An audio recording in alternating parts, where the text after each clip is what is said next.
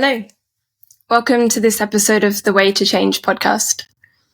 In this episode, I spoke to a dear sister called Alison Preston, otherwise known as Ali P. She is, a really dear friend. She's living in the mountains in the south of Spain, where she works as a birth activist and also is working in an alternative school called Banana Mountain. She's also a incredible poet and conscious rap goddess. So in this episode, we speak a bit about her. She shares a bit about her path and kind of what led her to where she's at now, to the gifts that she's offering in the world now. And she speaks about, her kind of transition from the 9-to-5 grind, to living the way she's living now in quite an alternative lifestyle. And she speaks about the role that creativity played in that process. So we speak a lot, about creativity in general. We speak about, poetry, music, rap, and also kind of the role of the ego in all of these things, particularly in like the live performance context.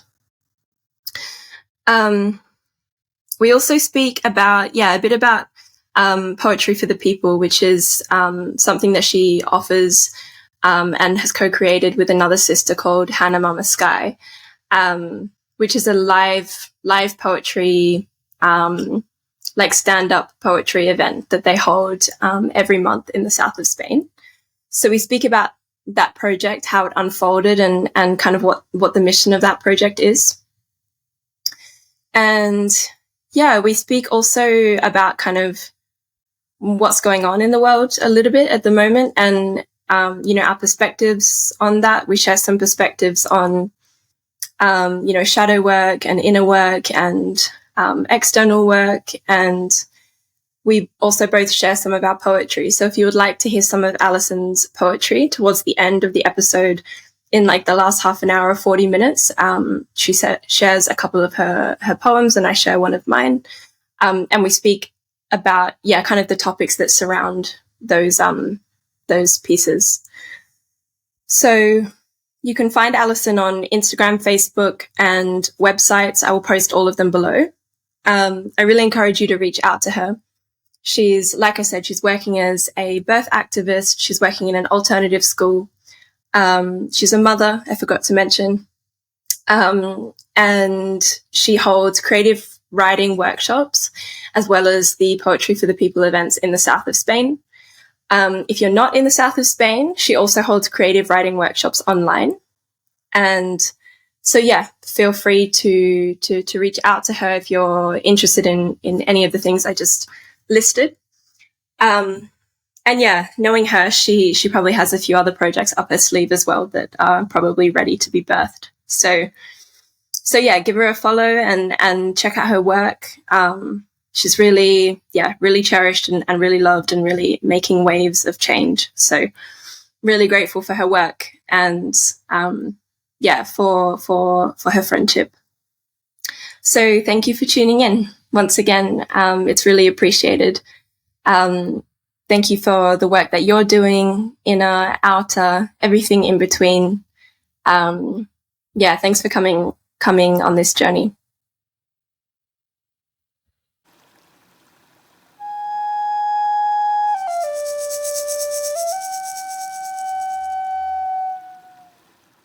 Amazing. Ali P, welcome. Yeah. Thank you for coming. Bye. I'm so grateful to sit down with you and delve into all of the magic. Let's start with your background. Let's start with, just have a little chat about kind of where you're at the moment and what your passions are, what you're working on, what your vision is. Okay, wow. Thank you so much for having me. I am honoured to be here talking to you. Well, we used to be neighbours and now we're on the other side of the world, but here we are chatting away still. I love it. Okay, so who am I? Well, okay, so a little bit about me. I'm from England. I'm from a city called Leicester. And now I'm living in the mountains of the Alpujarras, and kind of living a magical life that I have to pinch myself a lot of times for. And the way I ended up here was a journey in itself. So basically, my mother was a midwife in the Leicester hospitals. And so I grew up absolutely fascinated by birth. And then when I was in my late 20s, I was working at the festivals, and I met a girl, and she started telling me about this magical place in the mountains. And she worked at a school, which was a democratic school where all the children got a say in everything, and it was all self-directed learning. So all the motivation came from the kids. And I was like, wow, if I ever have children, I would love for them to go to that school. And then she started telling me about her best friend, Vanessa, who runs this natural birthing school. And it was holistic birthing school where the women were supported and encouraged to listen to their intuition and follow their body's natural rhythm. A bit of poetry in there for you, really. And I was so fascinated by what she was telling me. And I was like, well, if I ever get pregnant, that's where I will go. And me and my partner at the time were working on a project in England called the Junk Food Project. And which meant that we were using food that would have otherwise gone to waste and cook it into meals. So a lot of the time we used to go to the bins and go skipping for food. And one time we went there and I found all these pregnancy pills. I was like, oh, I wonder if this is a sign from the cosmos. I was pregnant. So I found the number of Vanessa and I gave her a call and was like, so can I come to you and have my baby? And she was like, yeah, sure, of course you can, babe. So then we turned around to our family and was like, yeah, so we're going to go to the mountains and have a baby. And they're like, sorry, what? Like, you're crazy. And I was like, maybe, but this is the only thing I can think of that makes sense to me right now, is to be with nature and to honor this time. And I really wanted to give birth at home and not have any kind of implications or metrics and statistics put on me that was going to put me into a hospital birth. And I know they're there for a reason. That's amazing. But it was just me following my intuition. And it brought me all the way to these mountains, where I ended up giving birth to both of my daughters. And yeah, now in a nutshell, now I'm working at the birth school at Daraluth at the temple. I do the birth activism. So through the activism, so one of my main passions in life is poetry. And I can honestly say it has saved my life, and it saved me. It saves me daily. But to be able to alchemize my process, my pain into poetry, to see myself more clearly in this world, and anything that confuses me. If I write, if I'm writing and it's coming out onto the page, I can be a clearer, happier person in this world. Like, if I'm confused by anything, basically I got diagnosed with dyslexia when I was 23, and I spent my whole life thinking that there was something wrong with me, or that I was slow, or kind of it was implicated at school that I was a bit stupid and I had to have like one-to-one support and stuff. And when I realized this, that I was dyslexic and I just learned in a different way, and that like actually like creativity is my lifeline, and when I use that and I can express myself through poetry, even if it's never been shared or anything, it's just on the page, then life makes more sense. So now I'm just babbling. And this is why I write poetry, to get to the point as well. So it's like, dig, it's like, okay, there it is. It's birthed into the world. So now I'm working at the school, well, like supporting the school, like I'm an advocate and I work with birth activism. And also I'm now a facilitator at Banana Mountain, which is the democratic school that I heard of before I came here. So I get to work with the children, which is such an honor and so beautiful. And I'm really passionate about, like the self-democratic, self-directed education as well. And, where else was I going with this? Okay.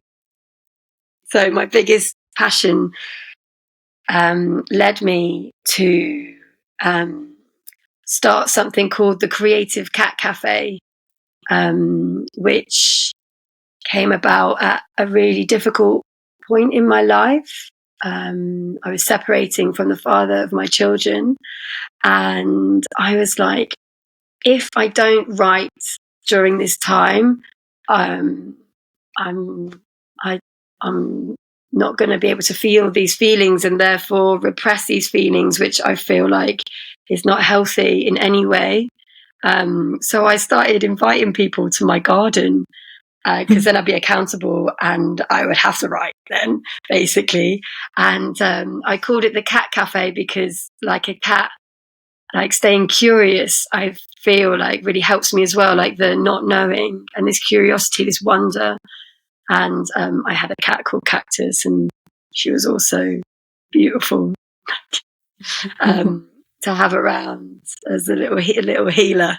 And so I invite people to my garden to drink chocolate, eat chocolate, and write poetry, and then actually realize how beautifully connecting it was to meet members of the community on this level, in like deep vulnerability and truth and rawness, and just to soften and open and have that compassion. I really felt like it was such a healing space. And actually, that was 2 years ago, last month, the Creative Cat Cafe started. And there's moments of just little seeds of inspiration. And then people, we always say there's no pressure to be perfect. And it's not like we're going to write a masterpiece. Sometimes it happens. But like, it's more just the looking at where we feel blocked and just pushing ourselves to the, just to the edge of it and just seeing what comes out in the safety of this like collective flow, like creating this safe space so people feel the safety of that. And then I feel like, we can go there. I can't remember what I heard this quote once, and it's like, we just need to get used to writing bad poetry, I used to think that like I didn't want to ruin my page unless it was going to be like the one thing that was going to blow people away, and like, and then once I realized that, call it gold mining when I'm free writing, just keep writing to get all the shit out to get somewhere that makes sense. But anyway, here I go blabbing again. Please blab. But it was just blabbing away. Real, and that was it. Someone else said this as well. It's like, there is no such thing as bad poetry as long as it's real. Yeah. And, with some of the exercises we do to kind of land in the space and to connect and create that safety, I think gives people the invitation. And I feel like every time somebody they go there and they open up in vulnerability, it gives everybody else the invitation to do the same. Yeah. And I think it's really beautiful. And it's amazing. And I could live and breathe off poetry, feast off poetry as a sacred meal. And you're a fellow poet too as well. So like, it's amazing to connect on that level as well. And also, so where I'm at now, like another big project, which you're really much a part of the heart and soul of, is Poetry for the People, which was also born in 2021, over 2.5 years ago now. And it's a beautiful platform for the community to come together. And me and Hannah Mama Sky, we open the stage usually with a poetry prayer, and then it's open for people to come and share their poetry and songs and stories. And we have Matthias Sky on the piano. He's an incredible pianist. I always find the strings go straight to my heartstrings. And it evolves, and we do it in a different space every month. And it's always magic, but it's always so different, obviously, depending on who's in the melting pot and what's coming up. Yeah. But I find when there's that resignation, like not resignation, don't resign. The resonation. This is my dyslexia as well. Sometimes it gets me into resonance. I think is the word that you're looking for. Resonance. Yes, that's it. When the resonance is there, like when you resign. When the resonance is there. This is poetry. This is literally how a poem unfolds, though. Like you realise the similarity between words that are completely different, and then you just stick them together, and that's a poem. Exactly. There's a wordplay there in the resonance of the resign in the resonance. When the resonance, like me trying to get my mouth around it, hilarious. That's where the magic is, though, isn't it? You know, when you hear you see yourself in someone else's poetry, and they're like, you've put words to this thing that I've felt and I've never been able to really understand or put it out. And it's like, wow, I'm not alone in the world. Like, your words have just literally hugged me and comforted me in the darkest of days, and I'll take them with me, and it's like, wow, and I'm not saying it happens in every single poem that's shared, but maybe even, I always say, if one person, even if it's one word or one line out of that poem that it helps or people feel comfort in that, then I'm like, it's so worth it. Yeah.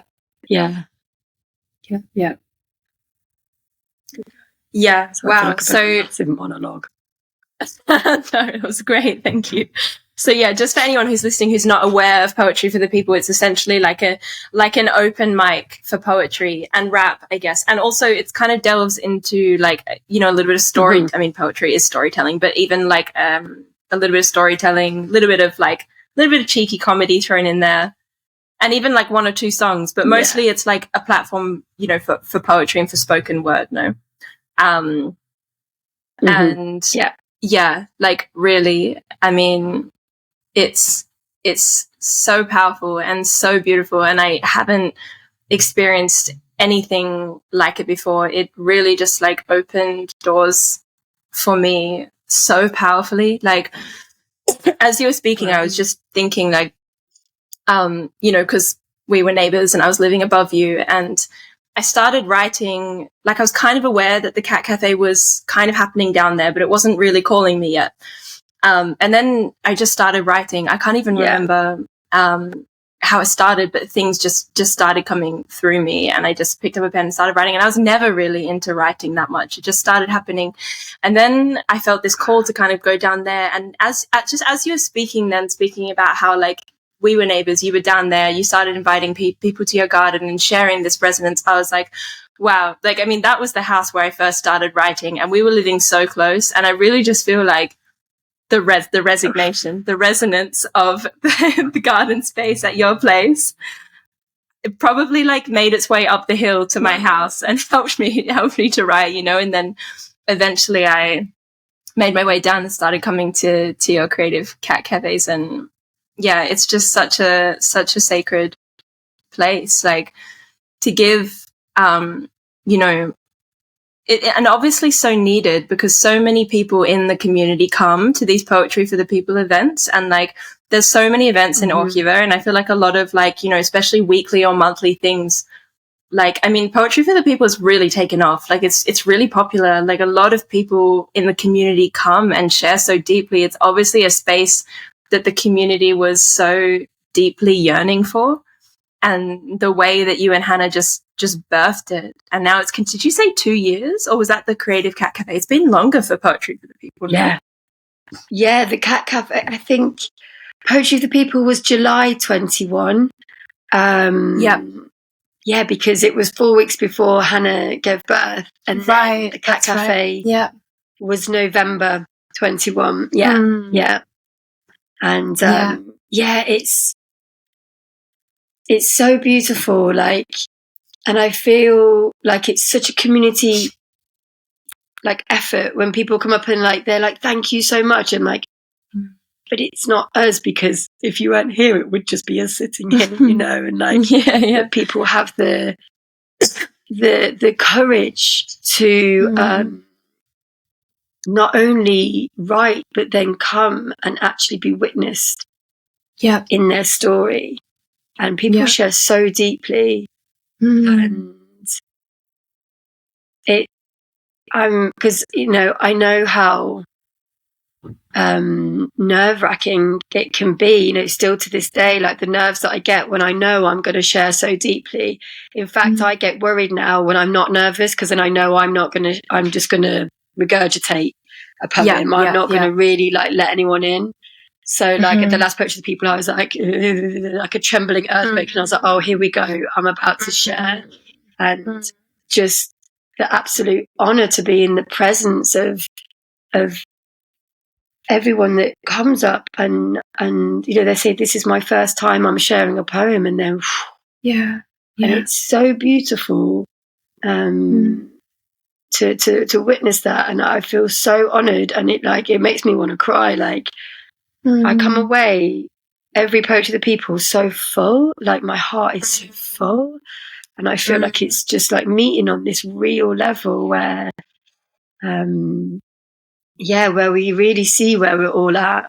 And I don't know, for me it brings so much more humanness, because I'm like, you feel that too. And you know, when we're out in Orgiva at the market and stuff, like, you know, hey, how you doing? Yeah, good. You know, it's like flybys, like hi, you see this, and like, you know, it's just like, you know, and at the time to like, wow. So it's like nice to like really, I don't know, and then I feel like the connection, like these heart connections get so like deeper. And so thank you so much for being a part of that. And I just assumed you've been writing your whole life, like the flow that comes out of you, like incredible. So, it's the space largely, I feel, that helped me birth it, you know, which is why I'm so grateful for it, and so grateful for you and Hannah for birthing it, because you say, you know, it would just be me and Hannah sitting there if no one came, but you birthed this. No, like, it's so powerful, and it's so, you know, for me, like, what was really powerful in my process with writing, which now, like, as you were sharing earlier, you know, creativity and poetry being like a lifeline for you.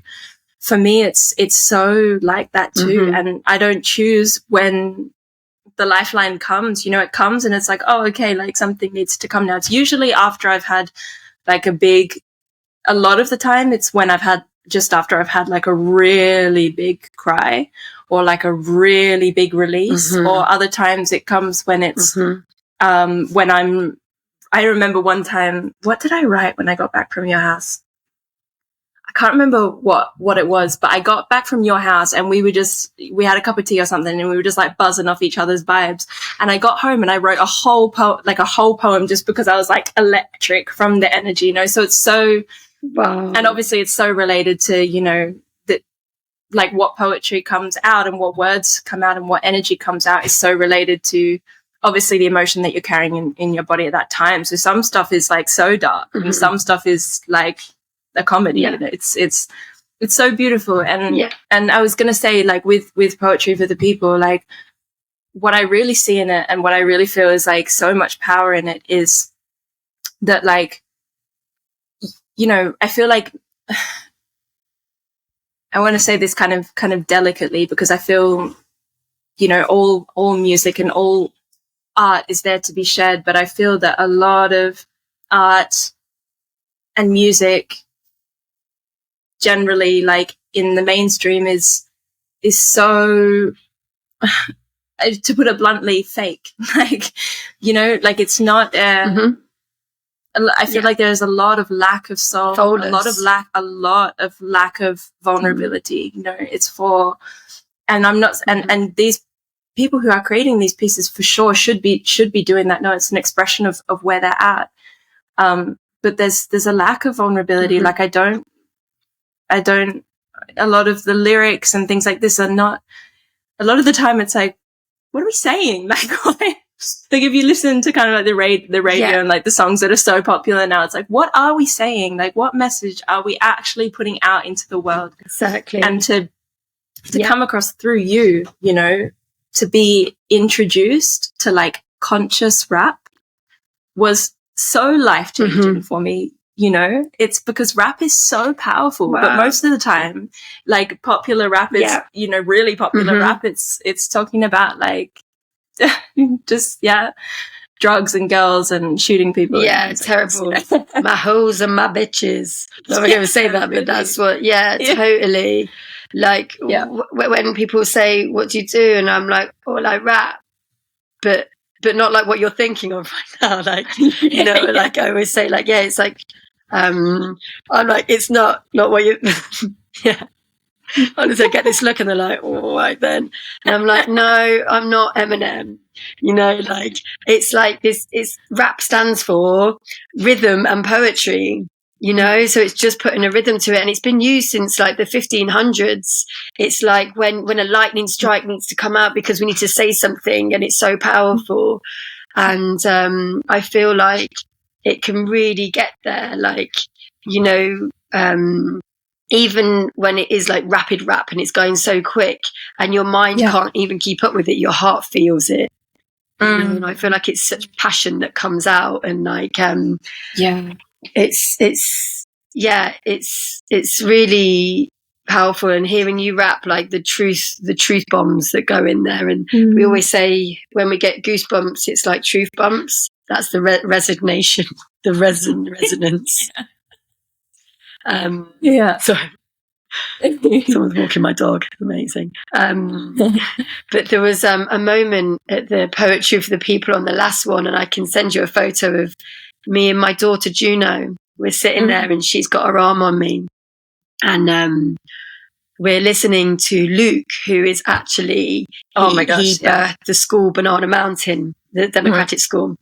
So for me, sometimes when I'm at the school and I'm listening to the rap that they're listening to, or I'm listening to the songs, and I'm like, it's so meaningless and it doesn't even make sense. And I'm like, it agitates me. And then this is what gives me passion to like this, you know. Yeah. And Luke is also an incredible rapper. He's called Mr. Key. And he was performing. And he's really passionate, you know, and he's really going for it. And Juno says to me, Mum, is he saying mean things? Because he said the F word. And I was like, no, he's just being really passionate. And she was like, oh, what does passionate mean? And I was like, well, passion. And she was like, what's passion? I was like, that. And she was like, I could see her like, like, I get it, you know. Yeah. So it's like, you know, exposing the next generation to feeling that feeling rather than the empty lyrics. That's what I feel like some music has, and that's why I really think it's important in these genres that because there is conscious rap out there for sure, but just somehow in the mainstream sometimes. And there's this new music scene that, I mean, I'm literally, I live down the end of a goat track. I'm like a technical dinosaur, so I'm not involved. But I was talking to a 15-year-old the other day, and we were talking about how, like, gangs and stuff. And I was like, how does it even get there? And then he told me about drill music. So I went on YouTube and I'm like listening to it, and I'm like, how is that even aloud. Like, it's so disturbing. And I'm like, music is so powerful. Like, I remember hearing this quote at the end of the Second World War, and they said it was actually the musicians and the poets were the biggest threat to propaganda, because we could spread messages far and wide. Yeah. So it's like, yeah, for sure. What we share is so important. It's all a personal journey for sure. And a lot of people come up to me, approach the people and say, it's really dark what I've written. Is it okay? And I'm like, if it's real, it's fine. Like, all of it's fine. We can't just keep it all like happy and fluffy and stuff. I'm like, that's not real. Like, we need to go there and do all the feelings. And I find in a lot of my poetry, it kind of touches, it maybe goes dark, and maybe there's a resolution, and maybe, it goes, it's everything's welcome. And I think when we give ourselves permission to go into every single edge and cell of ourselves and being without shame, that's when it's magic. And and you can feel it as well. No, like when you can feel, the way when someone is sharing, or when, whether it's poetry, whether it's rap, or whether it's a song, or whether it's an art piece, you can feel when it's coming from a deep and true place, and you can feel when it's coming largely from ego. And, ego is a really big, ego is intertwined in this whole process as well. And I'm sure, as I'm sure because in a way I'd be interested to hear kind of your take on this, because it's been such a journey for me, sharing our poetry for the people and sharing my stuff, and just feeling, wanting to be as vulnerable as I can, like as real and as vulnerable as I possibly can while I'm sharing, because I know that's the resonance that I want to share with, and I know that that's the resonance that the words were written with. But how it's for me, it's kind of this process of like, how vulnerable can I get myself to be before I'm at the edge? And if I go even more vulnerable, I'm not able to share. Like, I would almost like have an anxiety attack, or I would be like so scared, or I would be, I don't know, crying or something, and that's where I feel the relationship with the ego comes in such a sacred way. Because I don't know, maybe it is possible to share on stage without your ego. I'm not sure, but I'm definitely not there yet, or don't really understand. It's just a process for me to try to understand that, because I want to be vulnerable when I'm on stage. Yeah. But I also need to be able to actually share, especially if there's a beat, especially if I'm sharing a rap and there's a beat. I need to be able to to let go and let flow. And what's your process with that? Well, it's interesting because I've been really aware of this. Like, I started doing a workshop called From Page to Stage, and I really had to like look at my process of this. And so I've got a few tools and tips that I use for sure. So I used to be so nervous getting on stage, and actually this is how I realized that I could actually rap. Was my friend started an open mic spoken word night in Leicester like 10 years ago, and 12 years ago now. I've aged. He asked me to write a poem for it, and I was like, okay. I used to write poems in people's birthday cards, and that was the extent that I did. And then all of a sudden it was like, once he invited me, poetry was just coming in me. Like you said, I didn't get a choice when it was coming through. And at the time I was working in an office, believe it or not. So before, didn't we? So I used to pretend that I was on the phone, and I'd be like, yeah, as I was writing on sticky notes everywhere, poetry coming together. So like, then I get home with all these sticky notes, and I put it together, and then there was like a poem there. So I said, okay, I've written this poem, but I'm not going to read it out. You can read my poem out. And I get there, and it was a really small place, and it was packed. Most of the people, probably 80% of the people I knew. And he's like, it's just like, you know, they're your friends. And I was like, okay. And I just told myself that other people in the room were just friends I hadn't met yet. I was like, you know, they're not strangers. They're not strange. They're just friends I haven't met yet. I told myself that to feel safe. And I was like, okay. And knowing that not everyone is going to vibe with my poem, and that's okay. Like, I had to tell myself this before, like, you know, and anyway, I got up on stage and I was shaking so much with my A4 pieces of paper that I said it really quick. and then when we finished, everyone was like, I didn't know you could rap. And I was like, like, oh my gosh, like, well, so nerves is also like a really good thing to have. Yeah. And yeah, I do find, like, now when I'm nervous, I really have to think, I'm like, is this my ego trying to protect me, trying to keep me small so I don't share, like, oh no, but it's not good enough, or like, you know, what if, or like, what if you say that and no one likes it, or you don't get a response, or, you know, kind of thing like this. I'm like, is this my ego trying to protect me? Is it because I'm about to really open up and it's really scary? Like I was saying, poetry is naked. It's like, you know, before I studied acting and drama, and as long as I knew my lines, I could get on stage and ta-da, here I am, I know my lines, da-da-da. And then poetry was like coming from me. It's like, here I am.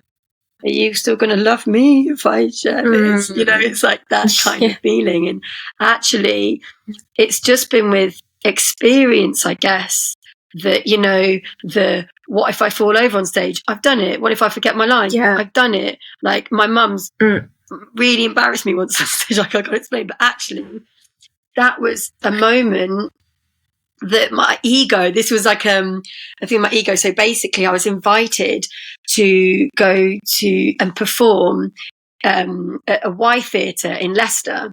And it was for all new performers. And it was from comedy, people were doing songs, people were doing shows. There was 10 performers.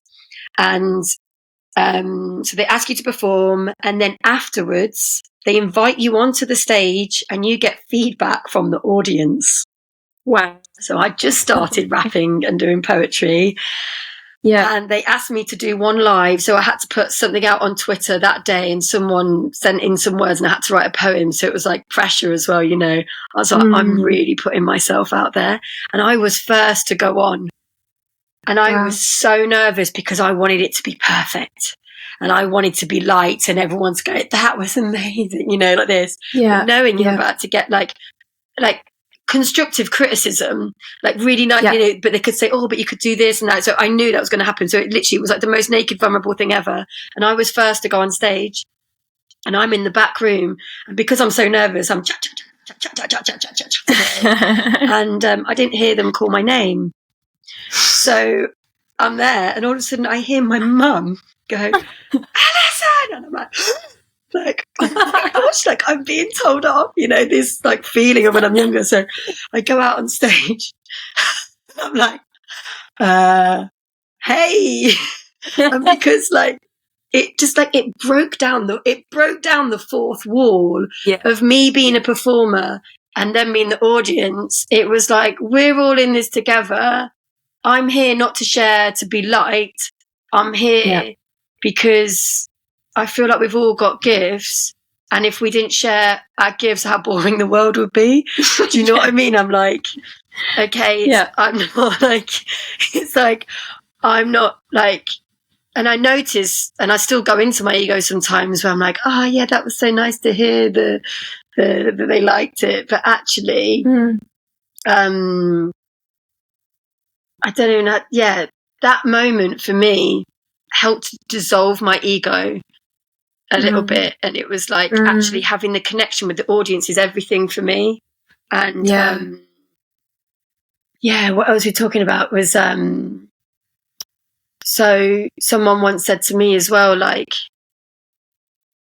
when our heart is really beating, like before we go on stage, that nerves, like imagine that's the claps afterwards. That's the like, the acceptance.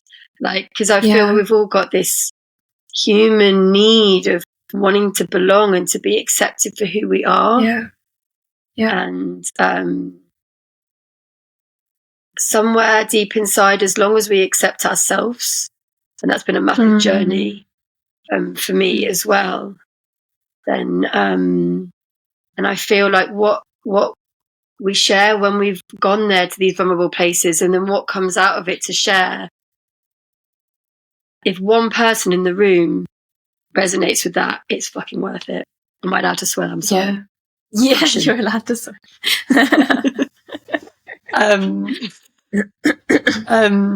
Yeah, then it's so worth it. So like, that's what I tell myself when my ego wants to go in the way, and I'm like, okay, like, have I practiced it enough? Have I polished it enough? And it's like, I need to go back into the feeling of where I was when I wrote that poem to share it. Yeah, it's this, isn't it? And to get into that zone. So like to really connect to the poem again, to the essence of the poem, not just the words and the delivery, because the delivery will come once you've connected to it. And you can feel that. Like, I've done some of my poems, 100 times. Yeah. And it 100% depends on where I am and who I am in the setting. Like, if I'm in an audience where I'm on a stage and the lights are everywhere and I can't see the audience and I can't connect, then it just feels really like I'm alone and what is going on, and it feels really scary. But if I'm there and I can really look into people's eyes as I'm sharing, and then it just gets this connection, and that's what it's all about, isn't it? I feel. And at Poetry of the People, I always say, like, when you've got the butterflies in your tummy, then that's usually your time to share.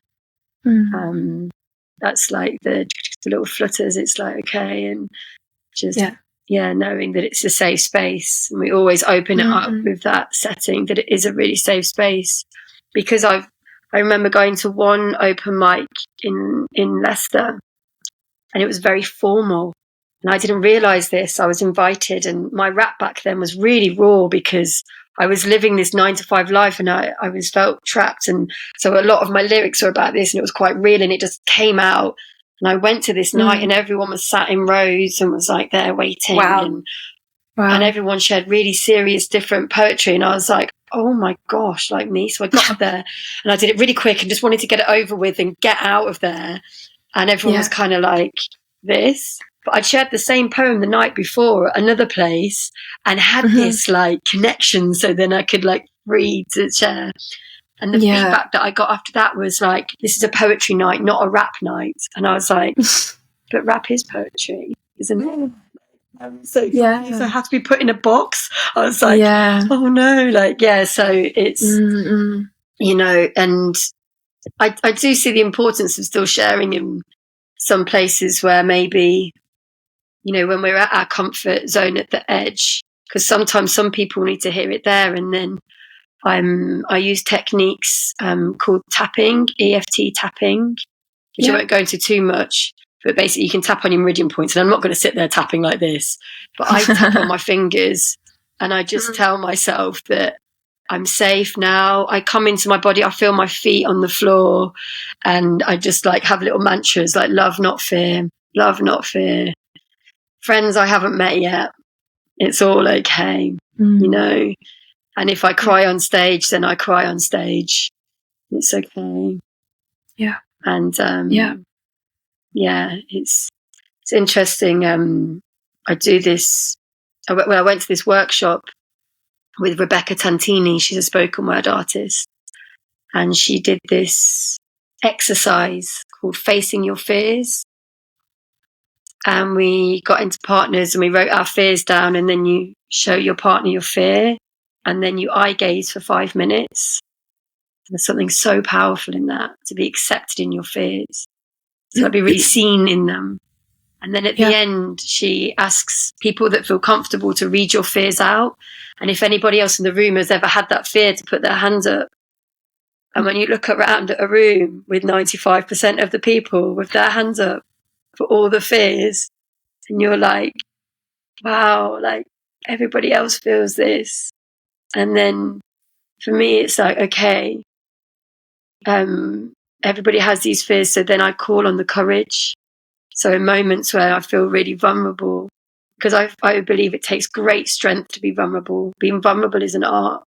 And to like really call on courage of that, like, yeah, then because usually like for me, poetry, I feel like because something needs to be said, like it's like a burn that comes in with me, especially for like the birth activism and stuff. So I feel like the poem, it's bigger than me. It's like, you know, it's words that have come through me and they're probably not even mine. It's like it's channeled, and I just need to get into spaces that I can be that best channel. And for me, that's to be in nature. And something I always do in the Creative Cat Cafe is to get in the gratitude attitude. Because I feel then, like, for me, when I get, like, if I'm in a place, like you said, like once you've had a big cry or there's a big opening and then the words can flood out. But sometimes, like when I realized when I became, because before my creative flow, 2 a.m, I'm like, boom, I'm on fire and it's flowing out of me. But then, you know, and I can't stop it and it's there and it's amazing. I'm going to ride this horse till 5 a.m, you know. But like when I became a mother, it just wasn't possible to do that. And like 3 years, when my youngest daughter was like 3 years, my partner at the time would he would say, you've got a couple of hours, you know, go to the river, go and write. And I'd be like, yes, I've had all these ideas. I'd get there and be like, tumbleweed. Like nothing would come. And I was like, I've got 2 hours to write, come on, like, and nothing would come. And I realized that if I sat there and literally just whatever was in the moment I felt grateful for, just looking at little things or just feeling inside of me, then breathing into my being, my inspiration kind of went.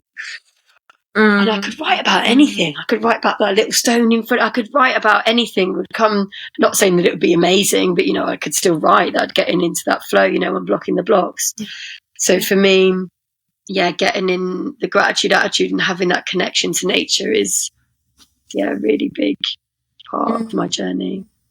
And I can honestly say, just while this is in my head, so my friend's an astrologer, and I was speaking to her the other day about my moon placement. So your moon placement is the emotional side. We often talk about our sun signs, and I'm a Taurus, I'm a bull, and but in my moon sign I'm a Pisces, which is water and like super emotional, and it's in my first house, which means I wear it on my sleeve. And she says often Pisces moons are really creative people, but if you don't have the creative outlet, then a lot of the time it leads to depression and addiction. And when she said that, I was like, oh my goodness, like I feel that so deep. And I've really like, this is a thing that I'm really looking into now, because I spent a good 15 years in depression and addiction. And I realized that it was creativity that saved me. And I'm really looking into it now. And somebody said, Richard Rudd, the writer of The Gene Key, said that you can't like transmute addiction, like it's always there, but you can transfer it. So for me, and now I'm like completely sober and have been now, like as in not even a drop, not that I've been like, since I've been a mum, I've been pretty much sober, you know, like a glass of wine every now and again, and you know, but like literally, absolutely, I'm surrendering to the ecstasy of sobriety, as I've been saying. And I really feel like creativity has saved me and saves me every single day, that I can be creative in this, even the little ways, but just through writing, and through writing daily and having a writing practice, which takes 7 minutes of my day. I literally set a timer for 7 minutes and I free write. I've been able to pinpoint why the addiction started in the first place. I mean, there's obviously many, but like I've been able to like uncover and dig for that, and then being able to write about it has just been, yeah, so such a healing process for me. So for me, it is totally necessary to write, and I'm so grateful. I am so grateful that I've discovered this within me, that this is, yeah, the thing that brings me joy and clarity and life. Yeah. And then being able to share that with other people, I feel is my life's work. Like there's one thing being able to be creative myself, but then to actually when I feel the most like contented and there is when I'm sitting with people and they're sharing poetry and writing and saying they've never done it before. And it's like, bam, like being able to, yeah, be in service with this is my life's work. It is, you know, I mean, it's at least one of your life's work. Like it really like breathes through you. And like I said, it's really, yeah, I don't quite know how to put this into words.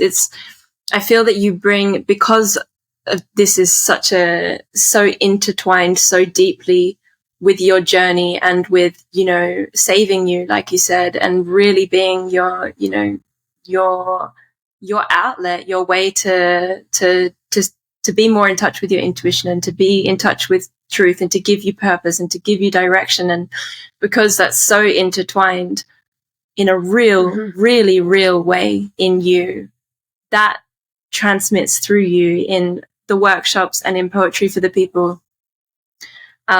Really, like, and I'm saying this, you know, from personal experience, like you bring so much life to other people's ability to share their stuff as well, because the resonance of the authenticity of it being, you know, your gift and where you're really supposed to be is, and I guess this is what like, you know, why we should seek our life calling and why we should only do what our intuition is really telling us to do, because that's where the magic is. That's where the power is going to be, you know, like why, if you're doing something and it doesn't feel quite right and you don't want to be doing it, then, I mean, obviously I'm speaking from quite a privileged place. I understand that a lot of people do not have the financial ability or even, you know, energetic or physical ability to do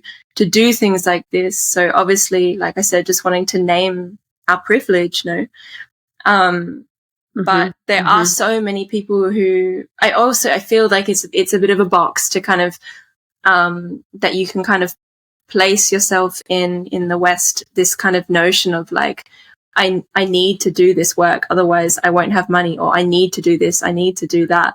And it's like, you don't need to do anything a lot of the time. Like you don't need to do it a lot, to do it a lot of the time. A lot of the time, to be able to do what you want to do, it takes the willingness to sacrifice things. Like I'm only able to live the way that I live, in terms of, you know, not grinding on a 9-to-5 that I hate and that's making me sick, and not doing, I'm the only reason why I'm able to live in such a free way.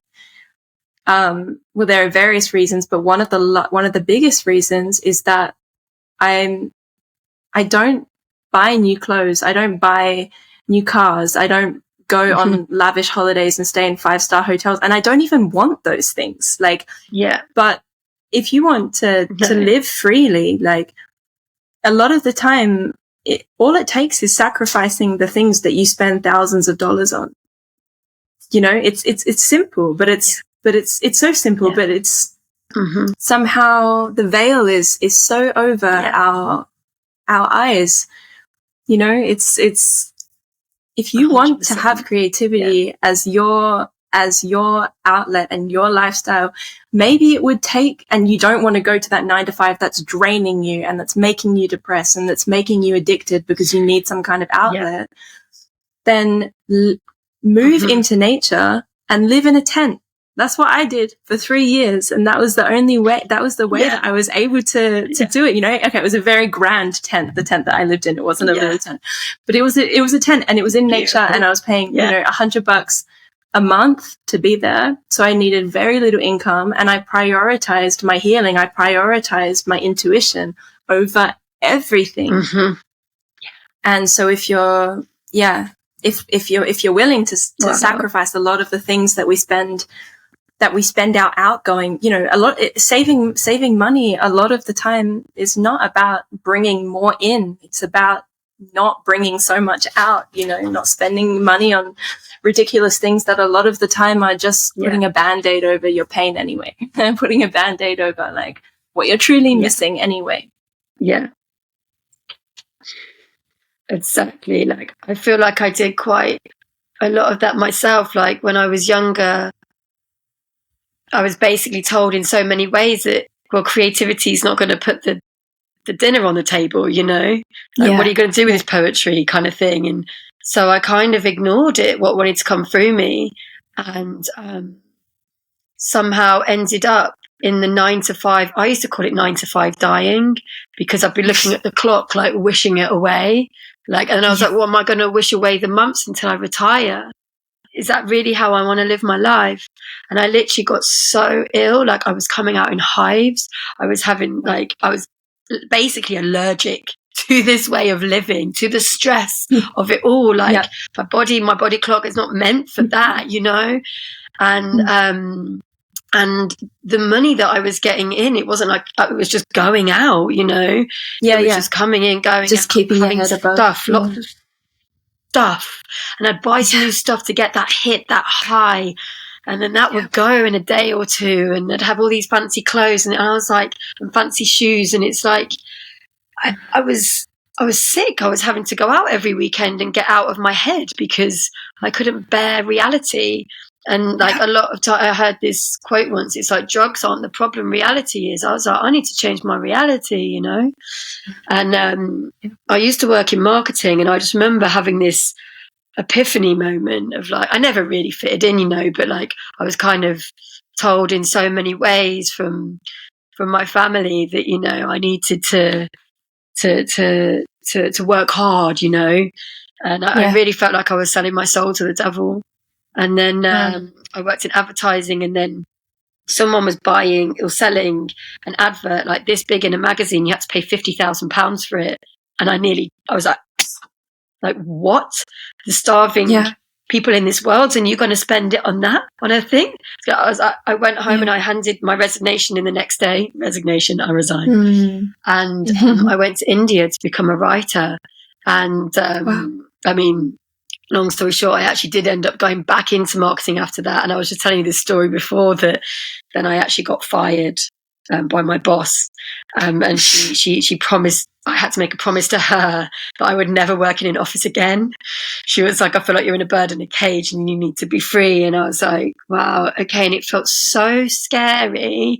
Like, when my partner came to pick me up, I was kind of crying and laughing, because I was like, the relief of not having to like try and like put that to like get this money that like wasn't really serving me, you know, what I needed more and more. Like, I can't even explain it. It was like this never ending hamster wheel of like me getting more stressed and depressed. And then, but like, how am I going to survive, you know? And actually, it made me get really creative. I felt like an inventor of my life. Like, actually, we moved in to this really, like, this building that was being looked after. Like, it wasn't a squat, but like, so we paid some rent, but like tiny amounts. And then like, when we moved here to Spain, you know, I lived in a caravan. We lived, then we eventually bought solar panels, and then we had electricity. And then at one point we got a tap. You know, it's not like, and some people say it's so lucky how you live. And I'm like, maybe luck's got a tiny bit to do with that. I don't know. But actually it was choice. and it was sacrifice, and it was surrender, and it was hard work, and it's worth it every single day, because I feel so rich and so abundant, and I don't mean any of that in money wise. All the clothes I have on my back I've got from secondhand stores and or have been given to me somehow. Like, I don't need to spend my money on that. Like, for me, the quality of my life depends on how present I am and how present I can be and how healthy I am. And like you said, I dedicated time to my healing, and here I am. Here we are. Here we are. Sorry, and just touch on that. Put it way clearer. It's no, like it's I really hear you. I really hear everything that you're saying. It is a choice a lot of the time. I think like a lot of the time it's like for me personally, from my personal experience, and it sounds like for you as well, like breaking out in hives and feeling so depressed and things like this. I think that in a lot of cases it takes people to get to the point where like they physically or psychologically cannot do it anymore. Otherwise they will be like either so sick, or they will die, or they will become like so seriously addicted. So many people I feel that I've met who have made the break and who have broken out are people that got to the point where like there wasn't another option. And for me, like I really felt that it got to that point.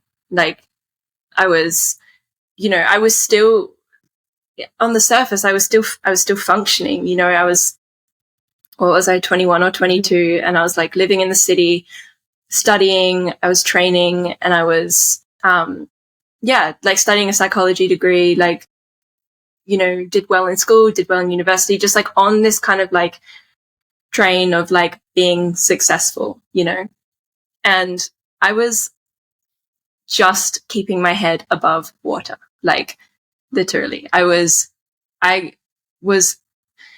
my stomach was not good. I was tired all the time. I was just unwell. I was so unwell. And it got to the point where like I just had this kind of break. I had like a kind of episode which I'd kind of had, throughout my life, since like really young, where like I would just kind of, I understand it now as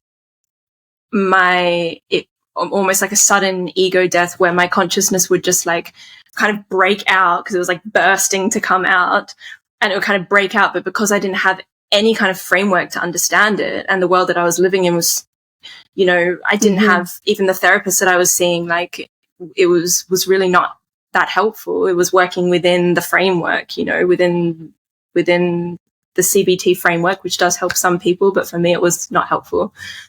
And I just like went into this experience where I was just like, if I don't look at this, then this could kill me. Like this could make me go insane. Like I felt through multiple times in my life, and throughout in this particular experience when I was around 22, I literally just felt like this is so fucking dark and I don't know what it is, and I'm so scared to look at it.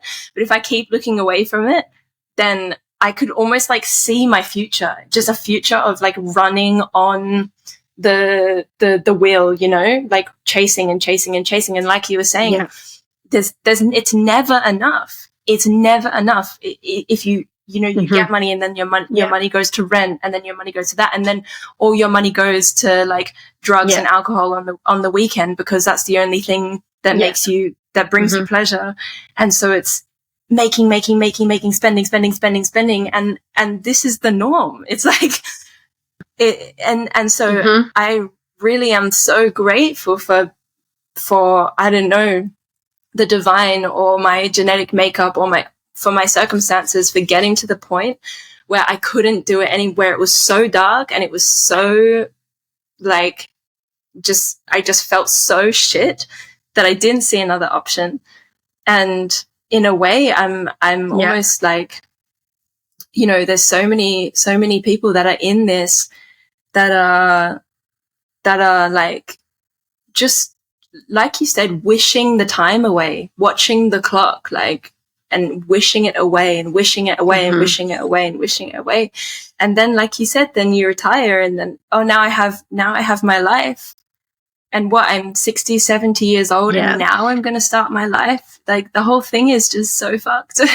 It's so fucked. And to have this like conversation and, you know, if this is reaching anyone's ears who are resonating and who feel, you know, that they want to break out but they don't know how, you can. And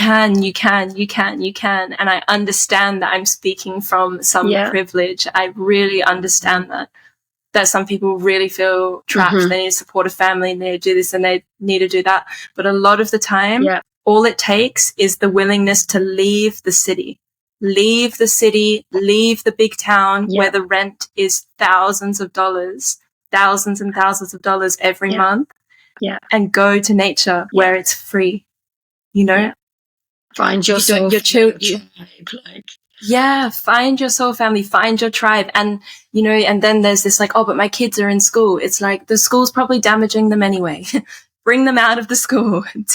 Nature is the only school that they need. Like, you know, just these kind of things that we've been so hypnotized to believe to stop us from leaving. You know, if I leave, I won't have money and then I'll starve to death. That's not true. If I leave, like, I mean, that's not true in a lot of cases, I should say. In some cases, I don't want my privilege to kind of take over the conversation. You know, I can't leave because of my career. Like, is your career actually even bringing you joy? Like, do you even believe in your career?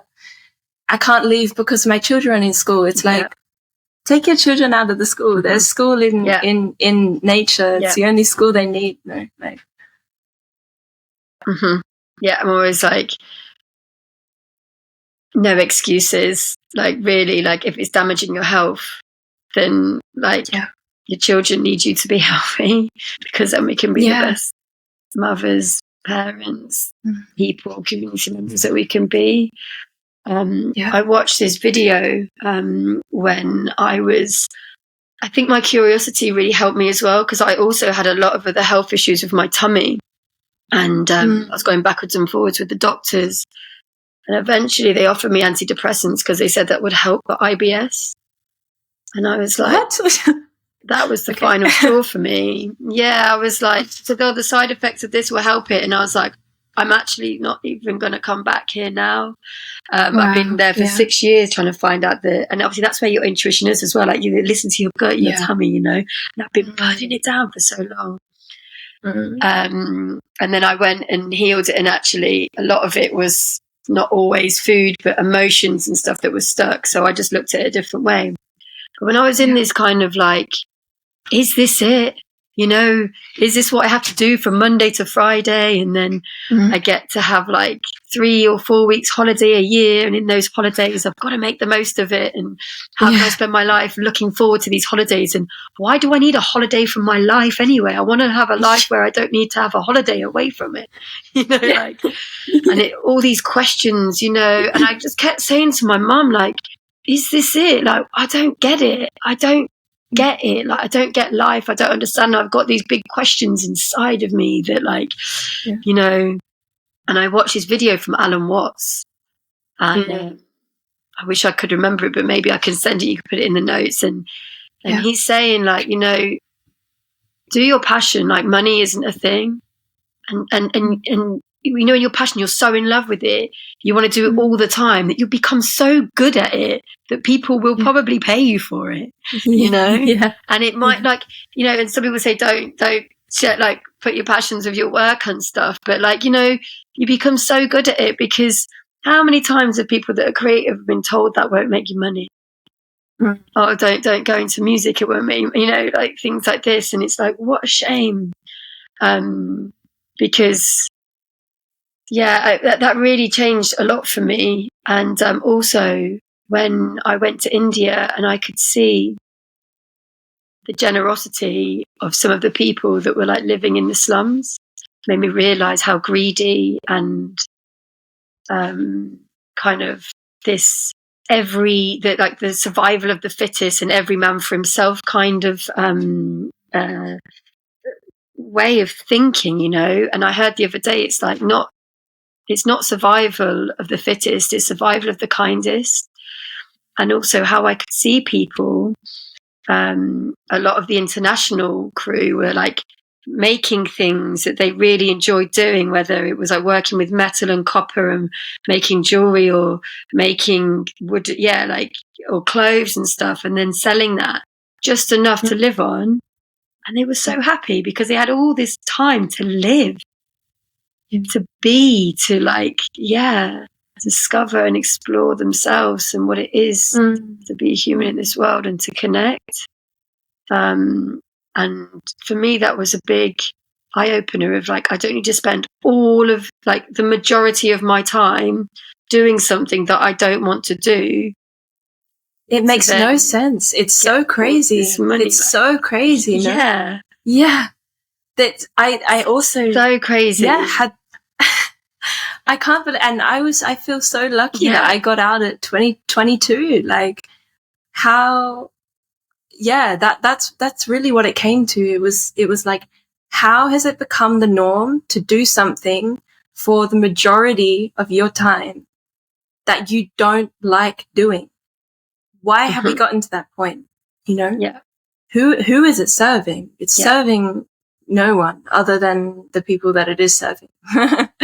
You know, like, and yeah, exactly. But it often really takes this breaking point. The first, and it goes, and that was where my first ever poems were born from. Was from this like, I'm feeling like I'm trapped in a cage, and my first 2 poems were about this like, what is this, you know? And I think there was some lines in there. I remember if I can remember it, about like paying someone like to cradle my creation. I'm sick of my situation, treading water in my feet when I want to dive deep. Those memories are mine to keep. And that's all about like, you know, if I was in that society and I had my children, then after 9 months, I have to go back to work and pay someone to cradle my creation, like to then look after my baby. I was like, no. Yeah. So for me, when I got pregnant, that's when I was like, well, I change absolutely everything then. And I will find a way. And it's having that like that willingness and almost trust in the universe that if we share our gifts, then and in service, then we will be looked after. That is something I've had to live with, and it's always worked. Yeah. Do you have any of those like initial poems on you by any chance? No, they're in books long ago. Do I have the initial ones? I could try, but like, I could try and start, but I know I won't be able to finish it. But maybe there's a few things in there. There was,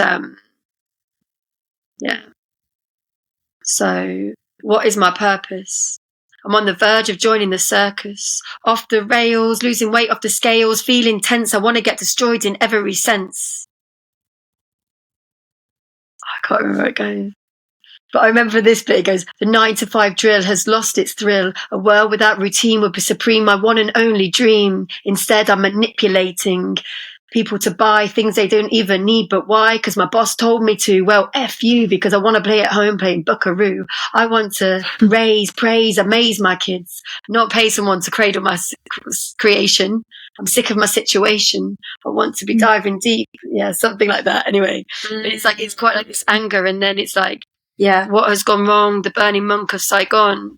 I'm sick of blindness towards human kindness. It's what binds us. Instead, we're neglecting the needy and acting greedy. And TV stopped telling me how to be, mirroring the rest of society like symmetry. I can't remember. See, it's only little bits. This is from like 12 years ago. Oh, it's amazing that it's in your mind still. Yeah. Yeah, some of it. I feel like there are a lot of people that are like still in the cities and things like this that are starting to write stuff like this. I mean, maybe not starting. I mean, it's probably been around for a while, but they're a bit more like undercover maybe, or maybe I have come across a few that are, you know, have kind of blown up, which is an amazing sign, because if these kinds of words blow up and become really popular, then it's a sign that it's resonating with people. And that's so huge. That's so huge. Yeah. Yeah, totally. Yeah. And I saw this thing, and it's just the end of a poem that I saw. I don't know why I wrote it here. And it just says, positive change can happen with a movement like a wave. Shine light on the shadows that have been normalized by shame. No justice will fill the void. Moving forward means giving her pain a voice. Like, I don't know, it's just like, it seems a bit random, but like this positive wave, like you were saying, can happen like a movement, you know, shining light on the things that, how have we normalized some things? It's like questioning the status quo, you know? I always used to get told off as that, as when I was a kid, and I think school does that a lot, you know, especially in England where you have to wear uniform and it's like stand in line and do what you're told and all this. And it's like, you know, I was at Banana Mountain this week actually, and we were sitting with the parents and some new prospective parents, and a parent was sharing, and she says, often people ask me, how come my children are so wise? And she says, because they don't go to school. And that really touched me, because they realize from going to Banana Mountain and schools like this that their voice actually matters, that their opinion is valid, and that they are listened to from such a young age. And then I think it gives you, like, then you have this, you take responsibility for yourselves. You're not handing over your sovereignty like to somebody else to tell you what to do. You have a say. And I think that has a big effect, you know, and this is something that I think about a lot in the birthing world.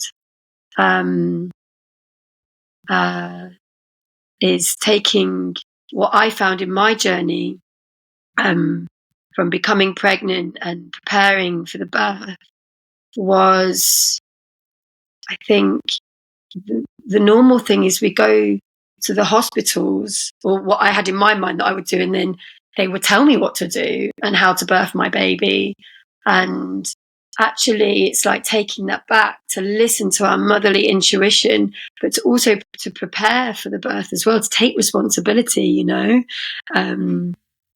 whether that's, you know, walking and moving every day to keep strong and fit, because, you know, then the birth is going to be much easier and nicer, and for the body and stuff. And taking responsibility, I think, is a big thing. Also the health of the world, I see that as well. I was asked to write a poem about peace a couple of weeks ago, because there was an event here called Unity, where we danced together and then sang some peace poems and was praying for the families out there at the minute. And when I was asked to write about peace, I was like, do I even know what that is? Like, because I believe, and I know you were saying, you touched upon this as well, like, it starts from the inside, you know, like every revolution starts on the inside. And like, if we've not got peace here, like, how can that emanate out? And I noticed that, like, one of my tactics is to blame. Like, when I'm not feeling peaceful inside, it's like I'm blaming the environment, or because they said this or this or this. And someone once said to me, like, when you're pointing out, the three fingers are pointing back. Let's take responsibility. And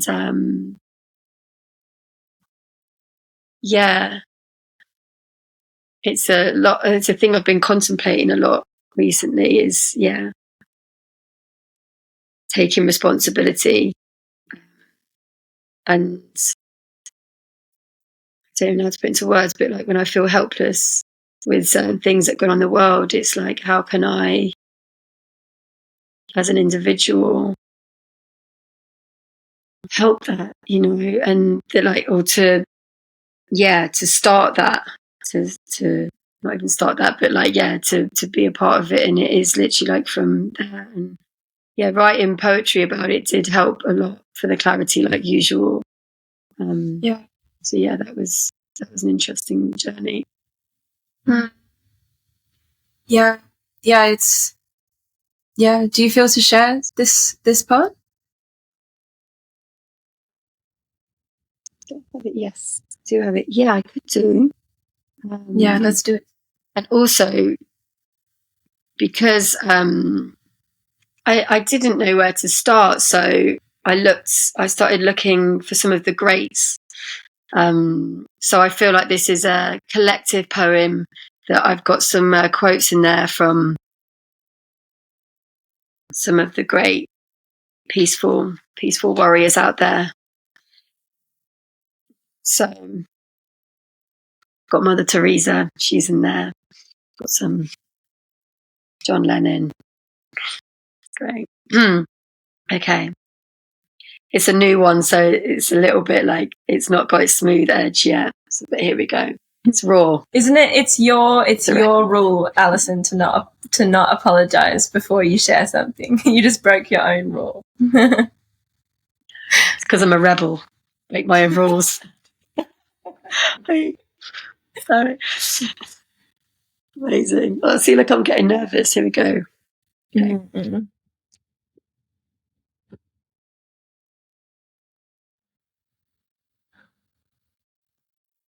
No, one last sip.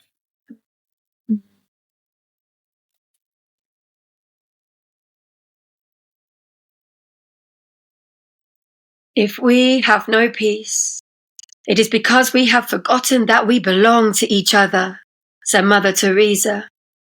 That we are in fact brothers and sisters in this holy existence. And our hearts know this, but somehow our minds have resistance.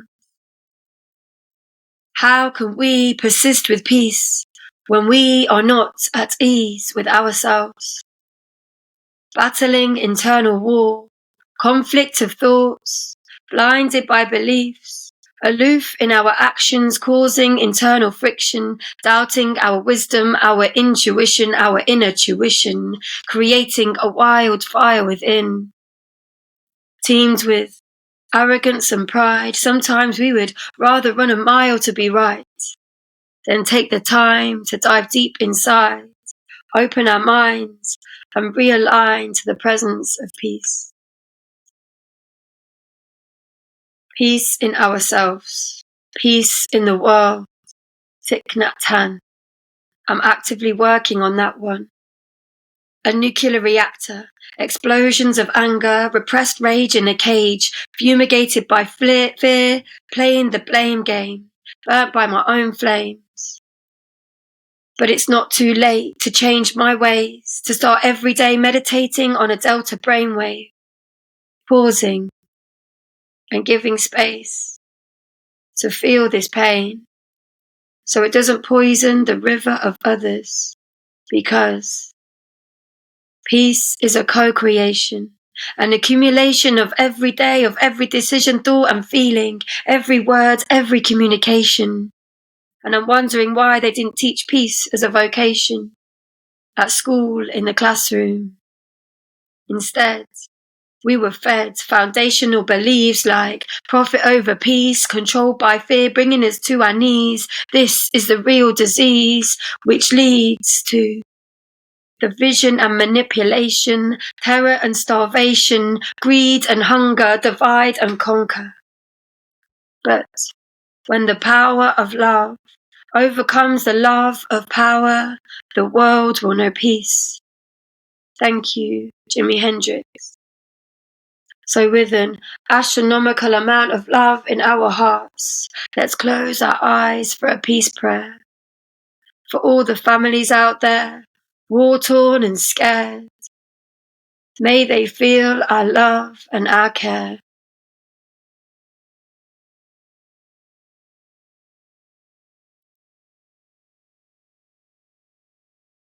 I'm speechless. beyond belief. Language leaves me.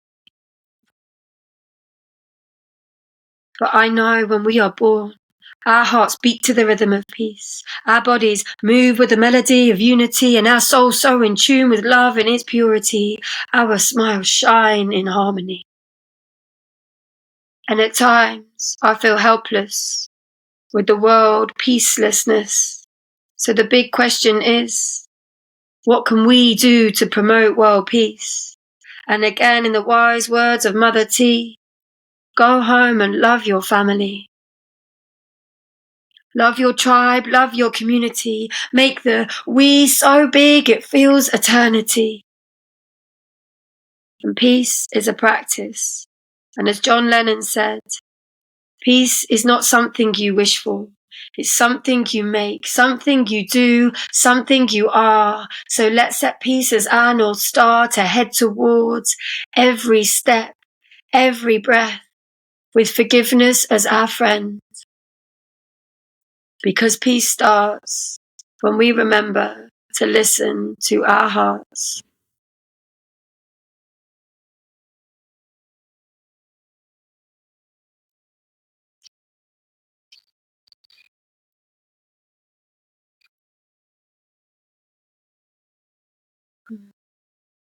Thank you.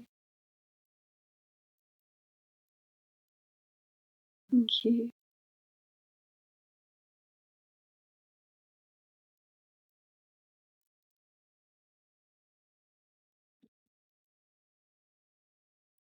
Yeah, it's a big thing that I'm still trying to, like, we were just speaking about this before we hit record, trying to, like, still kind of wrap my head around when it's, you know, the dance between the inner work and the outer work for change. And when we're in a situation where so much of the world is suffering, you know, it's so strongly in our awareness now with what's happening in Israel. And it's, you know, been happening in many other countries, you know, continuously as well. You know, it's obviously not new what's happening in Israel. It's just somehow we're made more aware of it. And yeah, I just speak so delicately because I'm, like, honestly, I don't know how better for me personally, where I am right now, I don't see how I can help the situation more than looking at my own demons. I understand that we need to raise our voices, and we can raise our voices, and we can have, you know, conversations, and we can raise money, and, you know, we can speak, we can actually say and use our voices. But if we're, like you said, if we're only doing this and this and this and this at the people who are launching the bombs and shooting the guns, when, like, they are, and I understand this is really sensitive, but they are my brothers as much as the victims. They cannot be seen as devils, as beasts, you know, because how I just wrote in a poem that I wrote recently, are we so self-righteous to say that if we did not have the same circumstances and conditioning as they, that we would not turn out exactly the same? And it's so touchy, you know, and you can probably tell, like, from the way that I'm speaking, like, it's so, I don't quite know how to speak on this topic because on the other hand, on the other hand, I understand the perspective of like, how could I say those words when children are burning, you know?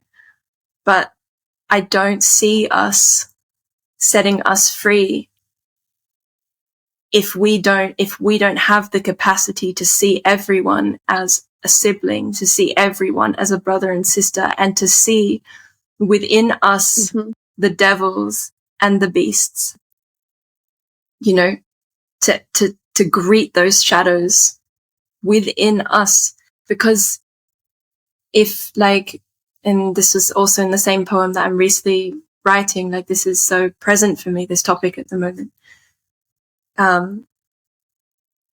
If oneness is what we really believe, then murder too exists within our own psyche.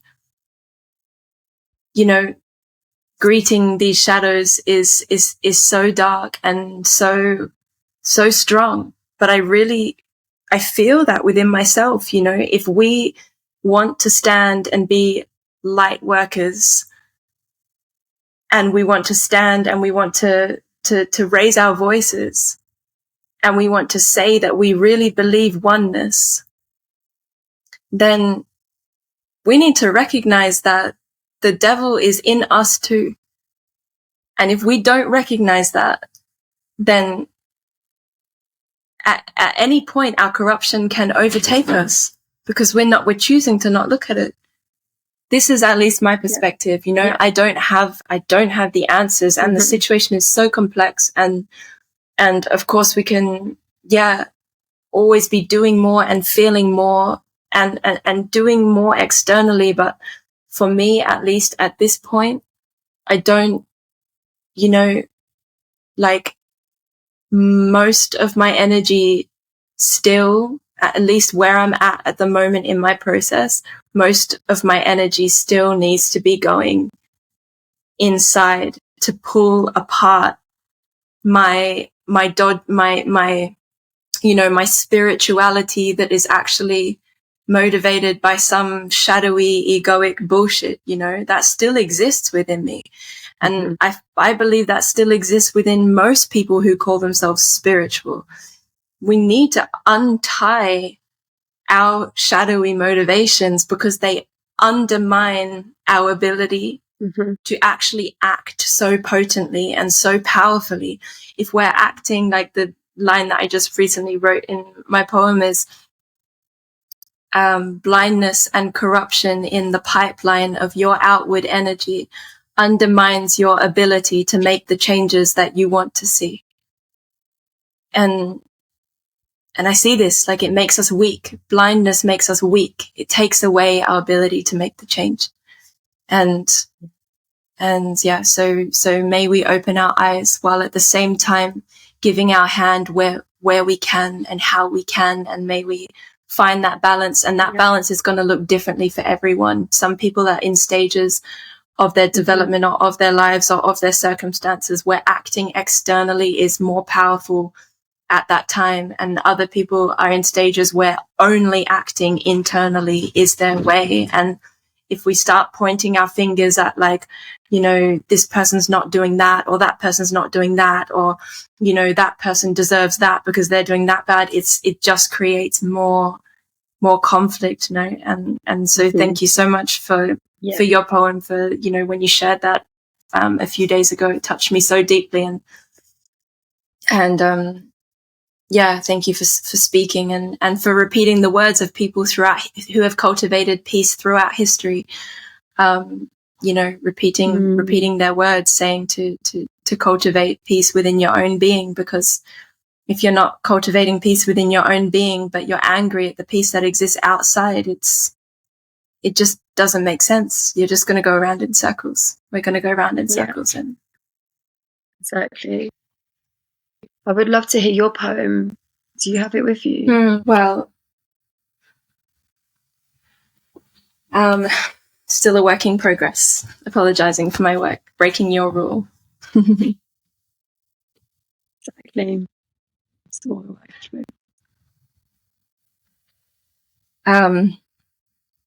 It's called Not Before I Clean Me. Yes, I will offer my gifts, my voice, my work, my hand, and my generosity. But not before I clean me. Otherwise, how foolish of me to dare to think that my acts of generosity and my spirituality are even authentically motivated. I have felt the feeling of pseudo-spirituality and apparent generosity manifest before me. It unraveled to be, as far as I can now see, a showcase for thee. Another charade, it seems, a micro charade in the grander, more perverse charade, a charade that pretends that it's not a charade that has developed the eye to see the grander and more perverse charade, but that has not yet developed the bravery to demold and to spill out its own rotten gizzards. Not before I clean me will I even attempt to clean thee. If asked, I will place my hand on your own sacred heart and tell you to listen to its beat. Seek those who truly and humbly teach, but I believe that your God is your heartbeat. Sit in that dark room by yourself with your acid tab. Are you scared you'll go crazy? Are we so blind to see that those labeled schizophrenic and crazy are the lost shamans of this society? Lord, empower thee. I do not have your answers, but what has worked for me has been realizing that the size of my freedom, my power, and my peace is directly related to the size of the demons that I am willing to see. What has worked for me has been in realizing that all of my answers come to me when I open the doors that I want to the least.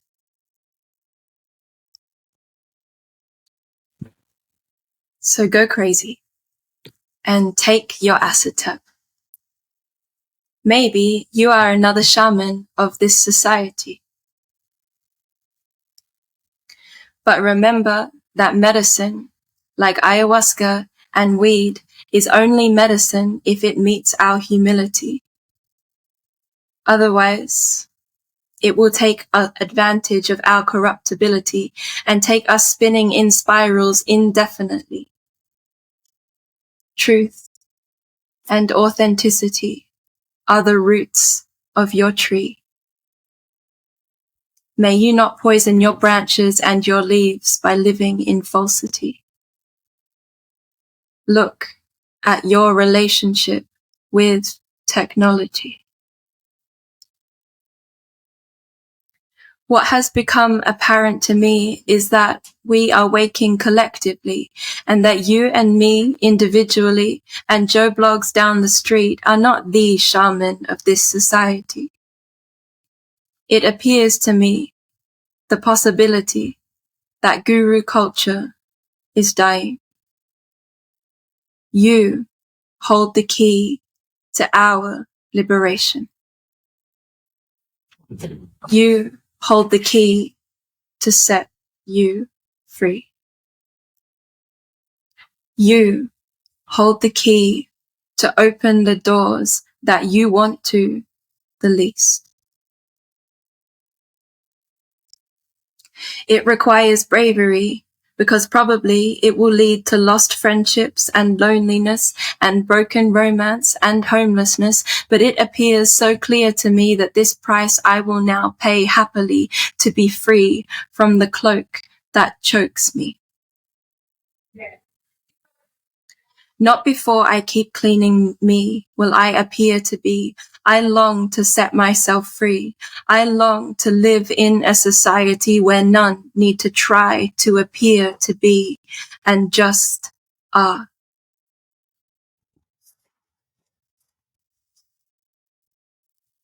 Yes, we must raise our voices, but all while we are cleaning we. Before you point your finger at the devils and the beasts, find them within thee. If oneness is what we really believe, then murder too exists within our psyche. To meet and greet these shadows almost destroyed me. But if we really want freedom and we really want peace, may we see the complexity of the human psyche. May we question our motivations thoroughly. Blindness and corruption in the pipeline of your output energy undermines your ability to make the changes that you want to see. If you want gone the blind, corrupt narcissists who lead, then find the blind, corrupt narcissist within thee. Hold their hand and direct them more positively, so that havoc on your plans they do not wreak, and corrupting your power they will not seek. And so, I don't see any enemies in this game. Only the veil that is being lifted as we patiently wait.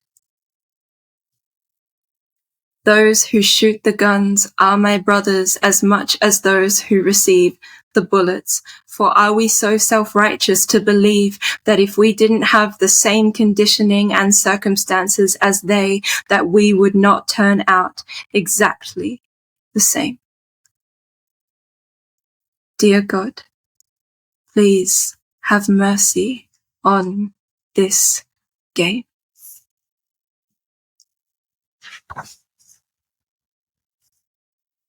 So may we clean we before we try to clean thee. And may you realize that by cleaning thee, you are cleaning me. So thank you for your work.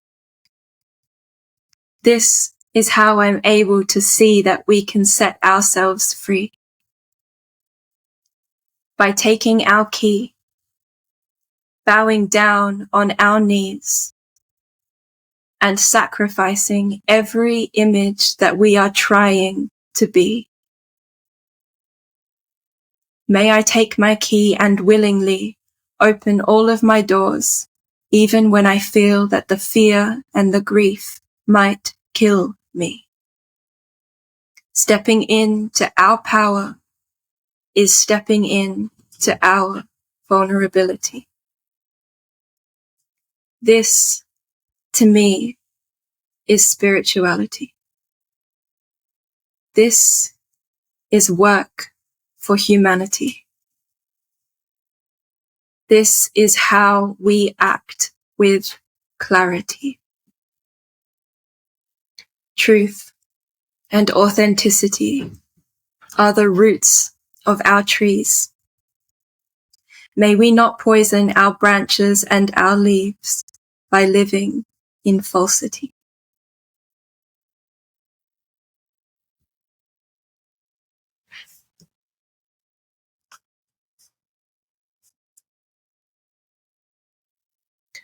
Thank you.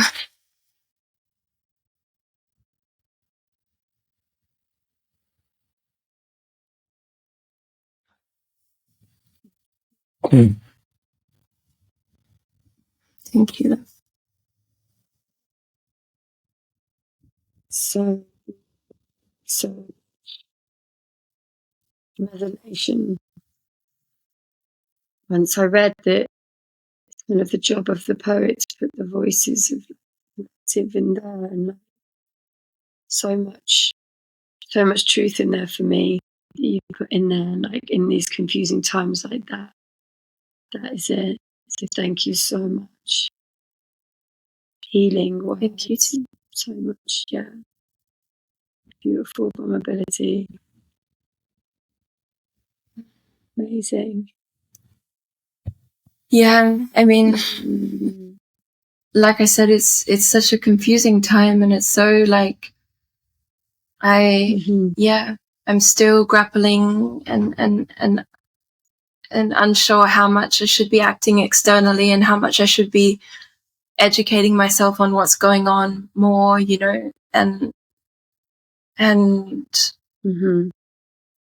for me, I'm just not there at the moment. And I understand that for a lot of people, it's the steps that they're taking and the steps that they feel are most potent and most powerful for change and for helping is, you know, going so deep in educating themselves in the story, the background story of what's going on and things like this. And for me, it's not. And I do feel a bit of a sense at times of like, whoa, like, am I doing enough? Like, am I, you know, am I practicing what I preach? And yeah, so just through the process of, I guess, of writing that poem, I realized that what I believe in so deeply, what feels so true to me right now is having a voice for continuing to burn the voice for the inner work, because we're so corruptible, you know. It's so easy to act externally and to just be so unaware that a lot of the motivations for those actions externally are often just untrue. And like I said, I really believe that takes the power away, like we were speaking earlier about you really being in your place and on your path, and why it's so powerful what you're doing in your workshops and with Poetry for the People, because you're so deeply connected to the truth of it and to the intuition of it. And I believe that's the same for all of our actions. If we're not so deeply connected intuitively to the action, if we're not so sure that the action is pure and true, then sure, like our external actions will have some effect, sure. But the power, I believe, really comes from when we're acting in purity, when we're acting in truth so deeply. And yeah, it's so complex. And whatever action anyone is doing, and even if, you know, for this situation at the moment, whether it's external, internal, a combination of both, or whether someone is not in the place where they're ready to open their eyes to it, you know, I salute all of you. I salute all of you for where you are. And everyone on walking this earth is my family. Everyone walking this earth is a brother and a sister. And as soon as we start to think differently, then it's dangerous. And that's really what I feel.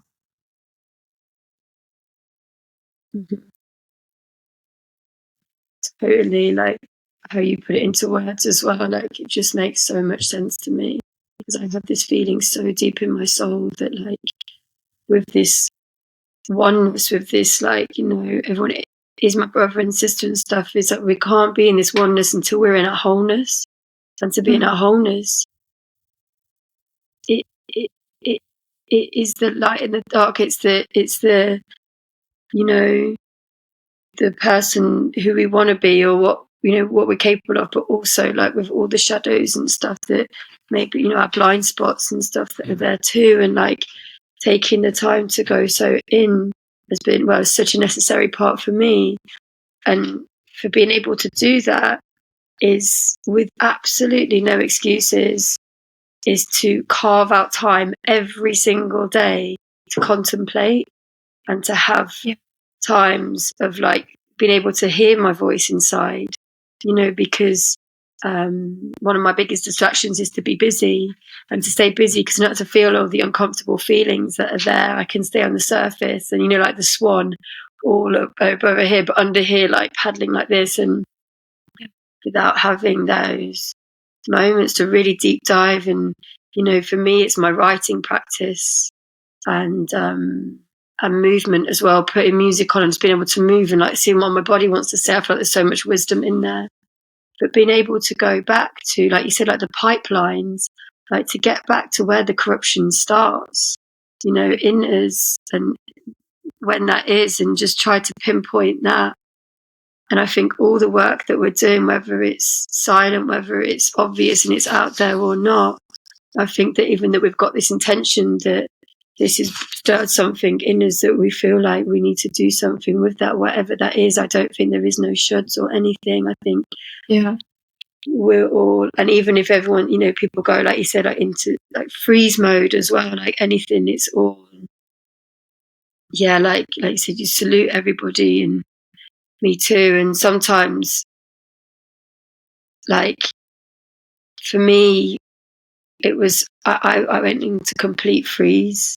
And like, it's like you said, like some of your lyrics then, like I felt like the grief, it could kill me, you know, like if I've even began to feel that, and it's not even affected me, like my nuclear family, but like my, like this oneness. And yeah, it's for me as well, this journey of this connectedness, this opening up of like, not this, like I said, every man for himself. But when we start to realize that this rise, that together we rise, that's actually on the Poetry for the People slogan. It's like, together we rise, only together. Like, and we see this and we see each other as brothers and sisters, like, then it can happen. So yeah. Yeah, I've got potentially this one poem that I could share that was really healing for me, was when I returned back home to the city that I was brought up in, to Leicester. And the situation arose, and my partner, he really showed me what unconditional love was in this act of kindness that he did. And it made me realize that I live a lot out of fear. And also I was listening to this podcast by John St. Julian, and he was saying, like, if you're fearing your neighbor, or the, you know, like, it wasn't your neighbor, it's like a stranger on the street, if you're fearing them, then you're not like in faith, you know, in faith of humanity or whatever. It's like, you know, we're living in this fear. So I've got, do I have it? Maybe I think it's on my phone. Yeah.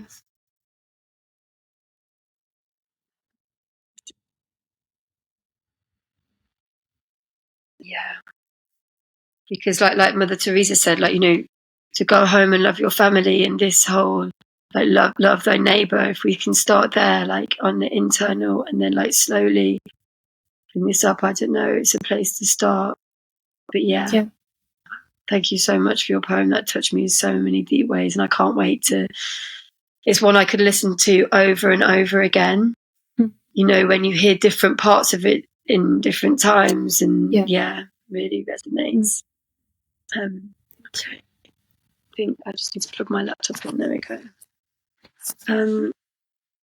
Okay.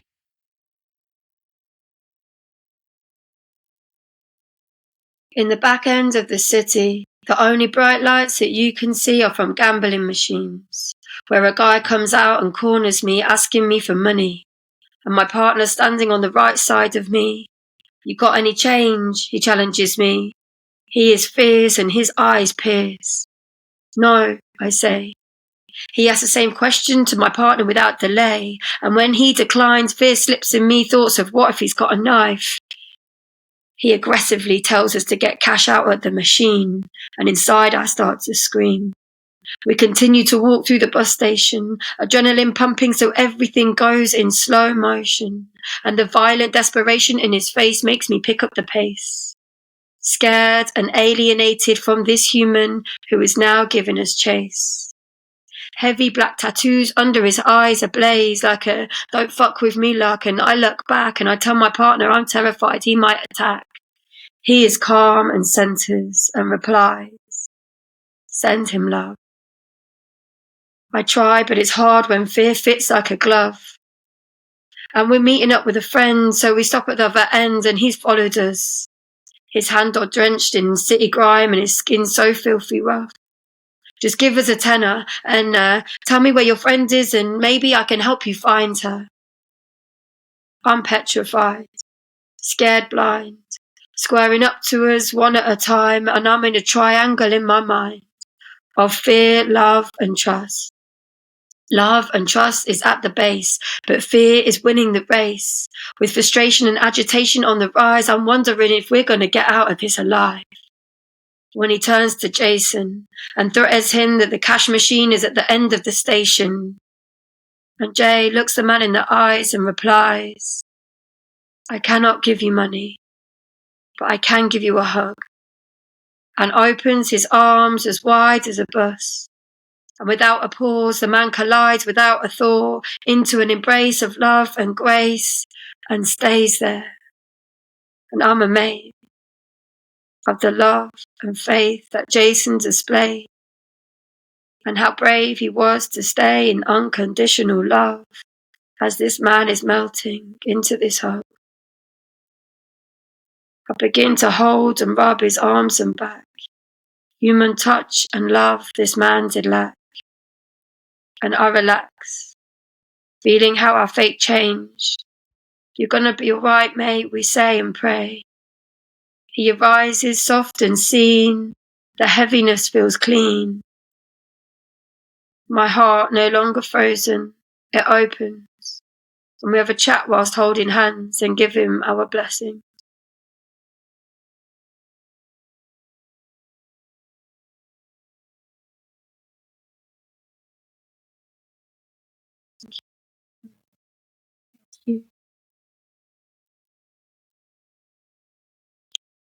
I think I just wanted to share that to highlight that even there's moments where, I really believe that, we are all brothers and sisters and connected, but there's moments where I've even alienated somebody because I'm scared.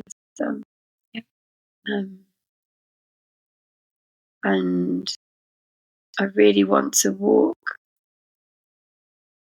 on a path of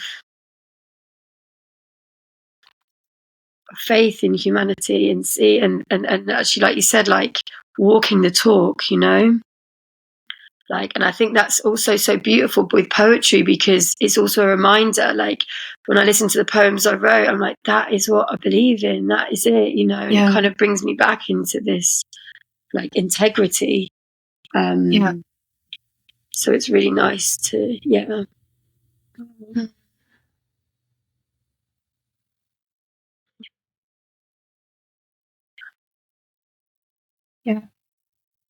Thank you.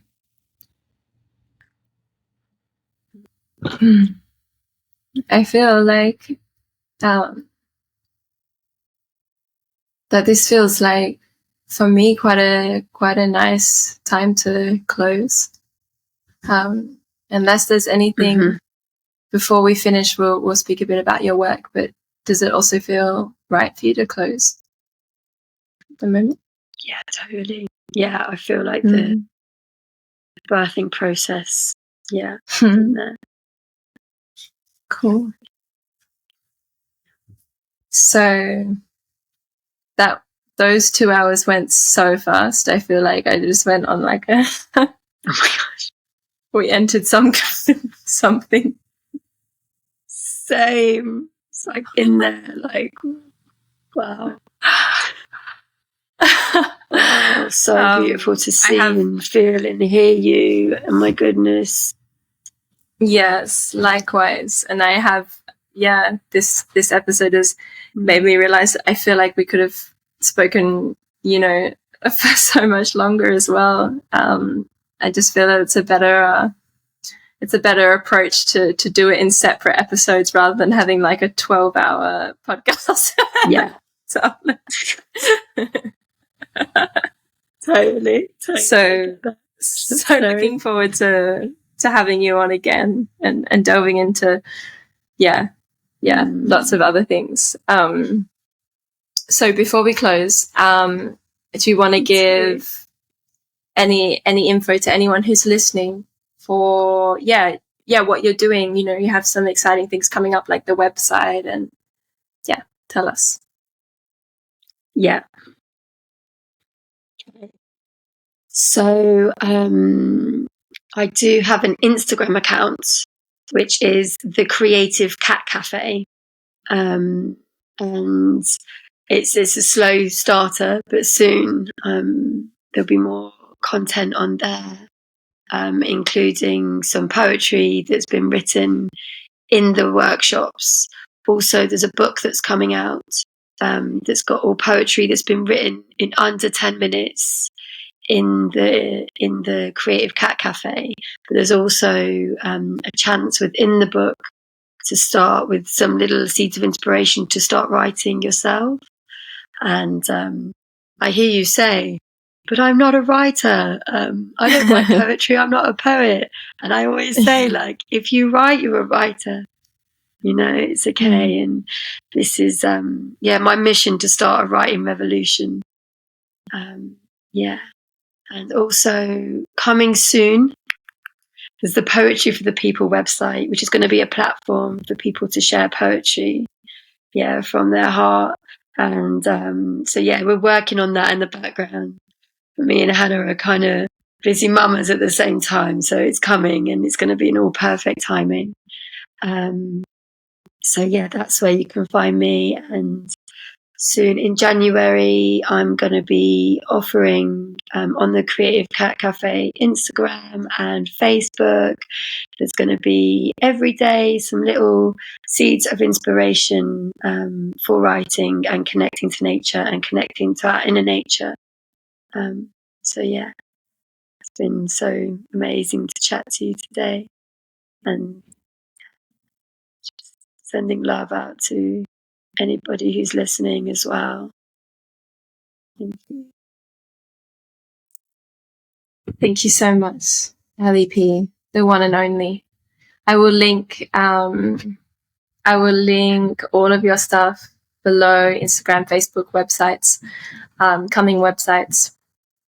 And thank you so much, sis, for everything that you do, and for, for the friendship as well. It's, I'm so grateful. It means so much to me. Thank you so much. Thank you.